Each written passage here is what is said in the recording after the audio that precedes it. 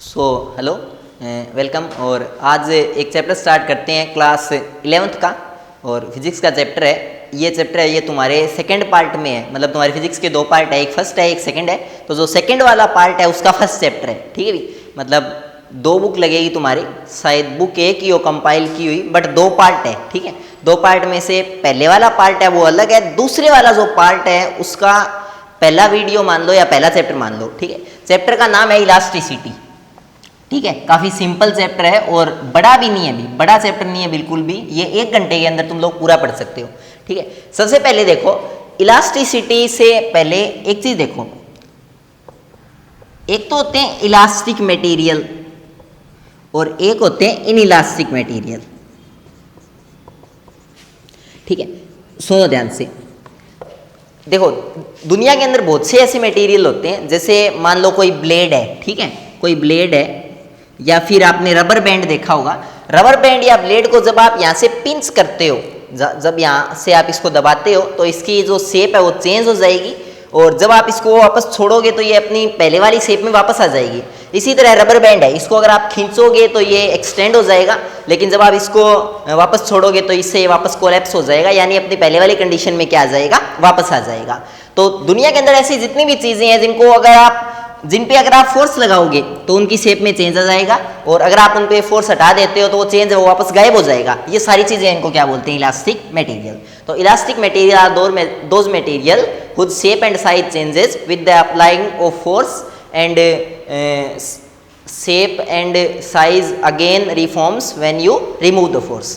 तो इतना तुम लोगों को ध्यान रखना है। अब इलास्टिक मटेरियल के अंदर बहुत सारी चीजें आती है, जैसे रबर बैंड ले लो आप, ठीक है, और इसके अलावा ब्लेड ले लो, ठीक है, और इसके अलावा और अगर बात करूं तो जैसे बटर, ठीक है। तो ये जितनी भी चीज़ें हैं, मतलब जिनको अगर आप खींचोगे तो एक्सटेंड हो जाएगी, और अगर जिनको आप दोबारा मतलब छोड़ोगे, जिन पे फोर्स अगर लगाना बंद कर दोगे तो वापस कोलैप्स हो जाएगी। तो ऐसी सारी चीज़ों को क्या कहते हैं, इलास्टिक मटेरियल। और मटेरियल्स की इस प्रॉपर्टी को, कौन सी प्रॉपर्टी को, कि जब इन पे फोर्स लगाए तो वो एक्सटेंड हो जाए, उनकी शेप में चेंज आ जाए, और जैसे हम फोर्स को हटाते हैं वैसे ही वो चेंज वापस गायब हो जाए। ये जो प्रॉपर्टी है, इस प्रॉपर्टी को कहते हैं इलास्टिसिटी। तो elasticity is the property of matter of compressing and decompressing. तो ये आप लोगों को ध्यान में रखना है। इलास्टिक मटेरियल का जस्ट उल्टा है इन इलास्टिक मटेरियल, यानी ऐसा मटेरियल जिस पे अगर आप फोर्स लगाओगे तो उसकी शेप में चेंज आ जाए, लेकिन जब आप फोर्स हटाओगे तो वो चेंज गायब ना हो, ठीक है, मतलब वो बॉडी टूट जाए। तो अगर मैं आपको इसका एग्जांपल दूं, जैसे गीली मिट्टी है, ठीक है, तो गीली मिट्टी है, उसका आप देखते होगे बच्चे घर वगैरह बनाते हैं गीली मिट्टी का, और उसके बाद अगर आप उस गीली मिट्टी का जो घर है उसके अगर आप थोड़ा सा टच भी कर देते हो तो आपने जहाँ पे टच किया है वहाँ पे एक मार्क हो जाता है, या अगर आप थोड़ा सा जोर से टच कर देते हो तो वो चीज़ वहाँ से, मतलब वो आकृति वहाँ से, वो शेप वहाँ से टूट जाती है, ब्रेक हो जाती है, डिफॉर्म हो जाती है। तो वो जितनी भी चीज़ें उनको क्या बोलते हैं, इनइलास्टिक मटेरियल।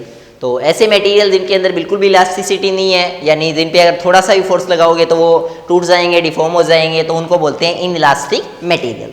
तो ये दोनों तुम लोगों को ध्यान रखना है, एक तो इलास्टिक मटेरियल और दूसरा इनइलास्टिक मटेरियल। एक चीज़ ध्यान रखना भी, अगर तुम लोगों को थोड़ा क्लियर नहीं हो रहा है तो वीडियो की स्पीड है वो थोड़ा सा कम करके देख लेना, ठीक है। आगे बात करते हैं। इसके बाद देखो दो चीजें और है, एक तो है परफेक्टली इलास्टिक मटेरियल, ठीक है, और एक है परफेक्टली इनइलास्टिक मटेरियल।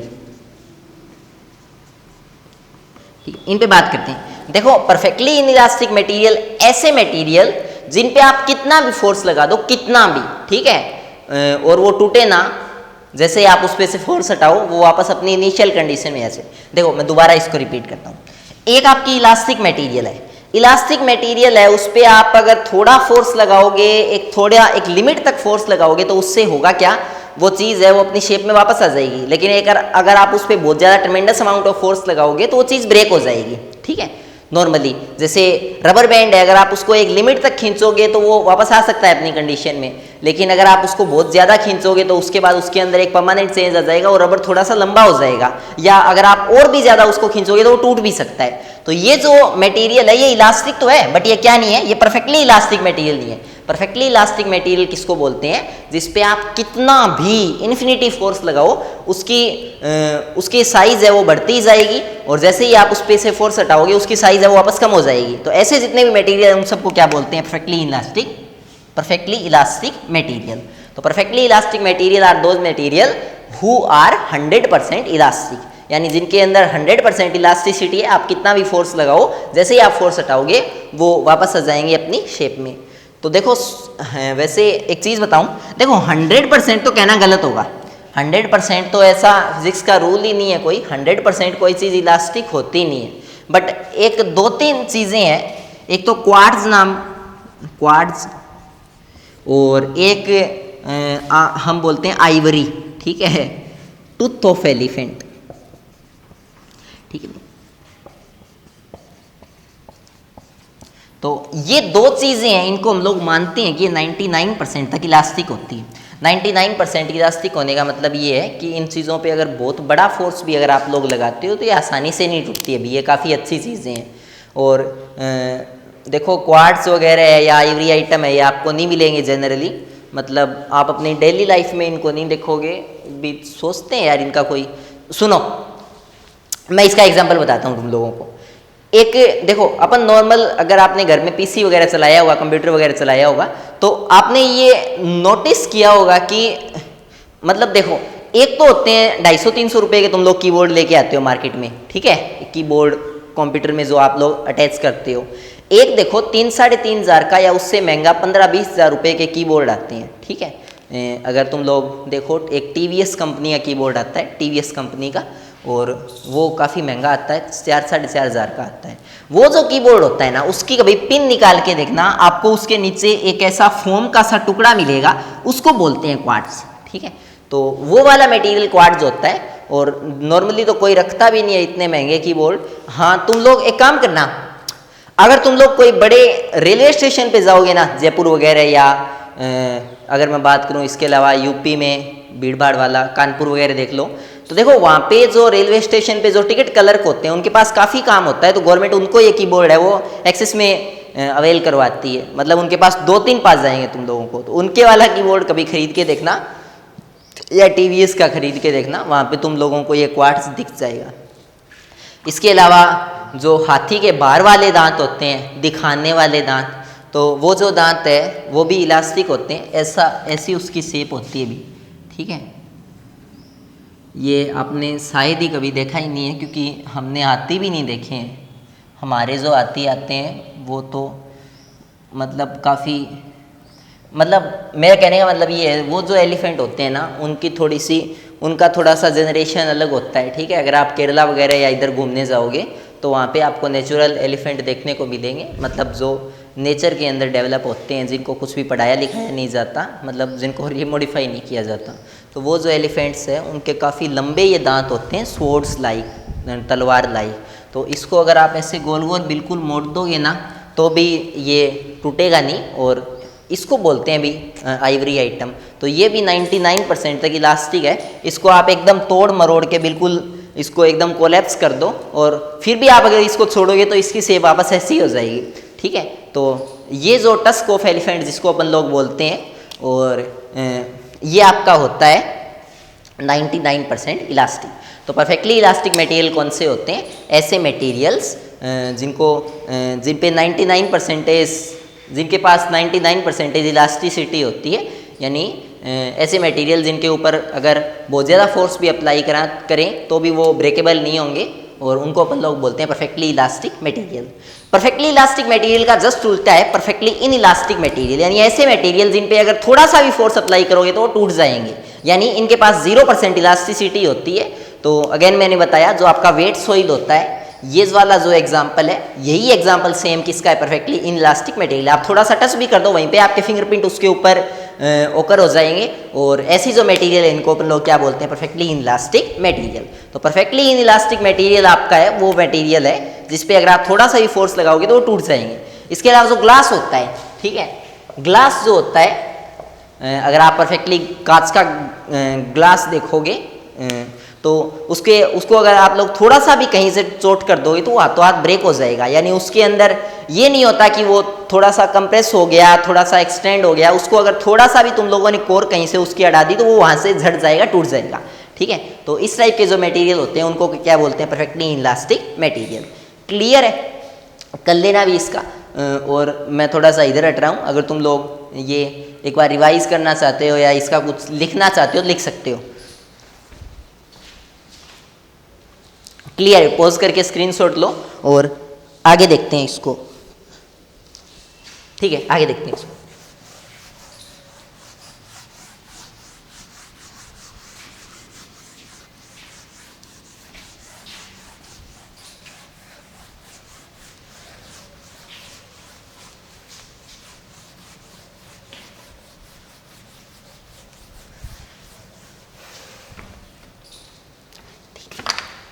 अब आगे बात करते हैं, सुनो, एक डेफिनेशन है स्ट्रेस।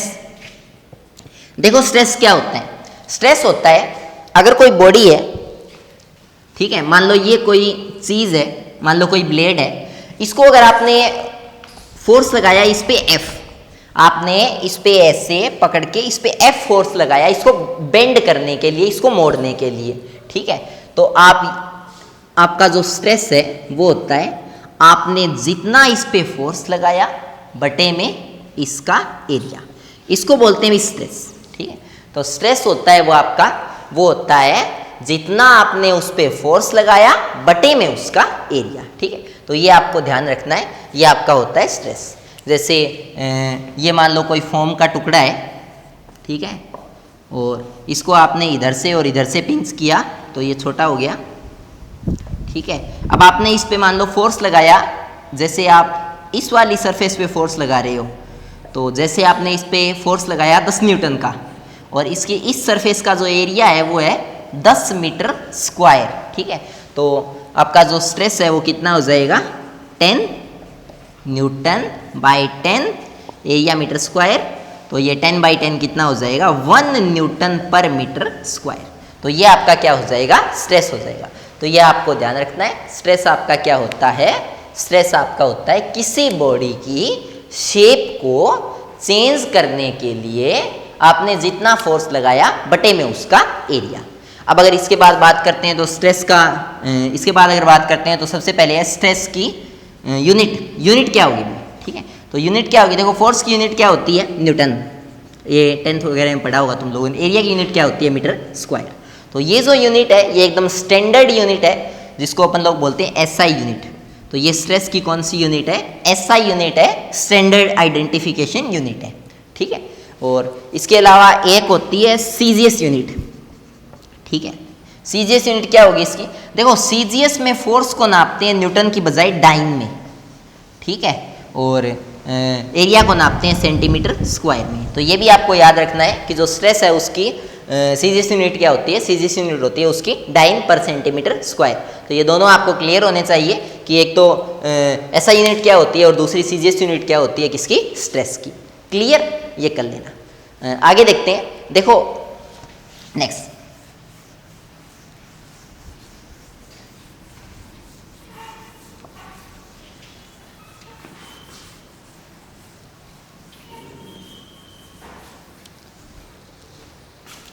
आगे देखते हैं स्ट्रेन।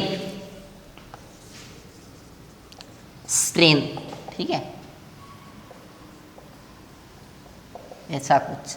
हाँ, आप सुनो, जो स्ट्रेन है वो किसको बोलते हैं, मैं इसको एक एग्जांपल से समझाता हूं तुम लोगों को। वैसे स्ट्रेन का फॉर्मूला होता है चेंज इन शेप बाय में इनिशियल शेप। ठीक है, ये फॉर्मूला होता है स्ट्रेन का। ठीक है, मैं एक बार इसको इलेबोरेट करता हूं। मान लो तुम्हारे पास एक वायर है भी, ठीक है, तुम्हारे पास एक तार है, एक वायर है, और इस वायर की लेंथ है 1 मीटर। आप लोगों ने क्या किया, इस वायर को दोनों तरफ से पकड़ा, खींचा इसको, कितना फोर्स लगा के, F फोर्स लगा के।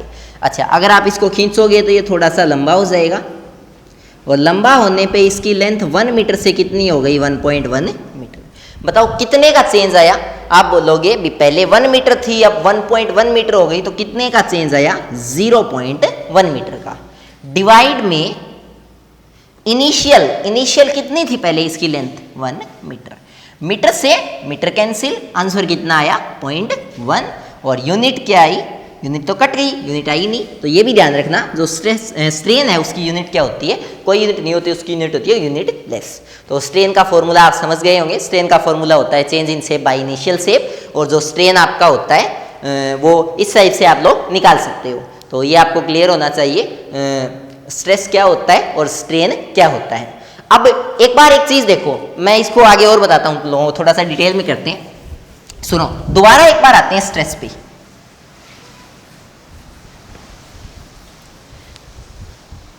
देखो, अगर स्ट्रेस है, आप कोई चीज पे कैसे कैसे स्ट्रेस लगा सकते हो।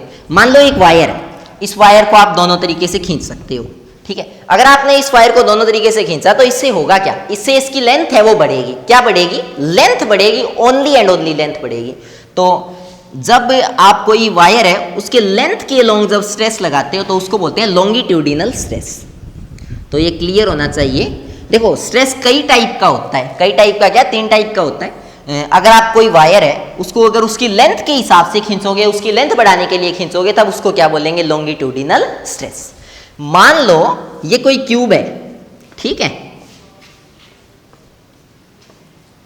अगर आप इस क्यूब को चारों तरफ से खींचोगे, ठीक है, इस हिसाब से हर डायरेक्शन में, तो इससे होगा क्या, ये क्यूब है, ये पहले से थोड़ा सा क्या हो जाएगा, बड़ा हो जाएगा, क्योंकि आप चारों तरफ से इसको क्या कर रहे हो, खींच रहे हो।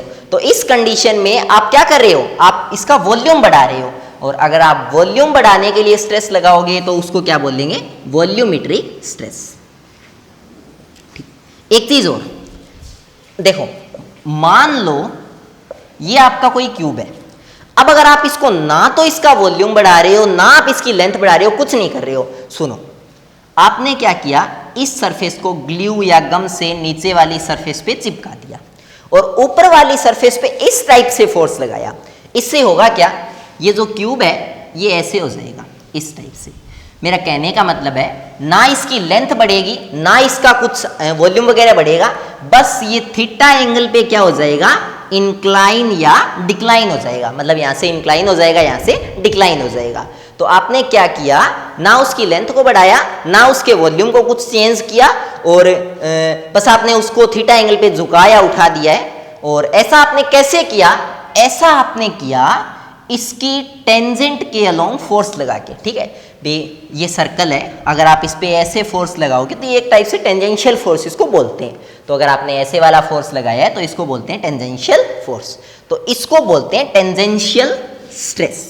तो स्ट्रेस 3 टाइप का होता है। अगर आप किसी बॉडी की लेंथ बढ़ाने के लिए या घटाने के लिए फोर्स लगाते हो तो उसको बोलते हैं लॉन्गिट्यूडिनल स्ट्रेस। अगर आप वॉल्यूम बढ़ाने या घटाने के लिए उस पर स्ट्रेस लगाते हो तो उसको बोलते हैं वॉल्यूमेट्रिक स्ट्रेस। और अगर आप ना उसका वॉल्यूम बढ़ाते हो, ना उसका आप लेंथ वगैरह में चेंज करते हो, लेकिन बस आप उसको थीटा एंगल पे इंक्लाइन या डिक्लाइन कर देते हो, तो उस कंडीशन में उसका जो स्ट्रेस होगा उसको क्या बोलते हैं, टेंजेंशियल स्ट्रेस। तो ये तीनों आपको क्लियर होने चाहिए अच्छे तरीके से। अब एक इंपॉर्टेंट चीज देखो, तीनों टाइप की जो स्ट्रेस है उनका फॉर्मूला सेम है, F में A, यानी जितना आप फोर्स लगाओ बटे में जितना उसका एरिया। चाहे आप इसका फॉर्मूला देखो, चाहे आप इसका फॉर्मूला देखो, चाहे आप इसका फॉर्मूला देखो, तीनों स्ट्रेस का फॉर्मूला सेम है। बस तीनों में फर्क यही है, एक में हम लोग लेंथ बढ़ाने की कोशिश करते हैं, दूसरे में हम लोग वॉल्यूम बढ़ाने की कोशिश करते हैं, और तीसरे में हम लोग ना कुछ बढ़ाते हैं बल्कि उस बॉडी को थीटा एंगल पे चेंज कर देते हैं। अब एक चीज सुनो, आपने किया क्या, इसकी लेंथ को बढ़ाया। आप एक उल्टा काम भी कर सकते थे ना, आप इस वायर को दोनों तरफ से पकड़ते, इसको पिंच करते। अगर आप इसको पिंच करते तो इससे होता क्या, ये वायर पहले जितना था उससे भी क्या हो जाता, छोटा हो जाता।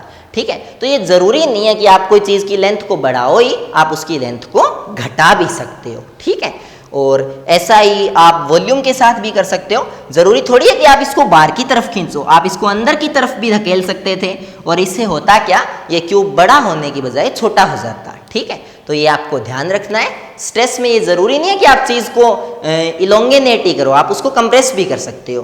तो इस टाइप से स्ट्रेस दो और टाइप का होता है। दो किस किस टाइप का, अगर आप लेंथ वगैरह को बढ़ाते हो तो टेंसिल स्ट्रेस, और अगर आप लेंथ को छोटा करते हो तो कंप्रेसिव स्ट्रेस। तो ध्यान रखना है आपको, स्ट्रेस वैसे तो दो टाइप का होता है, एक तो टेंसिल स्ट्रेस और एक आपका कंप्रेसिव स्ट्रेस। दूसरा, इन दोनों के फिर तीन तीन पार्ट होते हैं। कौन से? लॉन्गिट्यूडिनल, वॉल्यूमेट्रिक, लॉन्गिट्यूडिनल, वॉल्यूमेट्रिक, और एक दोनों में कॉमन होता है तीसरा, कौन सा? टेंजेंशियल, क्योंकि उसमें तो बढ़ाने घटाने का तो कुछ है ही नहीं। ठीक है, तो यही आपका जो स्ट्रेस है वो क्या होता है? कंप्लीट होता है। अब इसको एक बार नोट करो,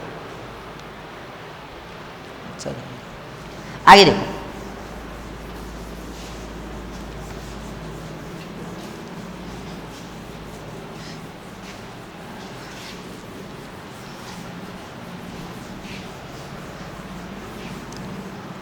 सुनो, जैसे आपका स्ट्रेस तीन टाइप का होता है वैसे आपकी स्ट्रेन भी तीन टाइप की होती है।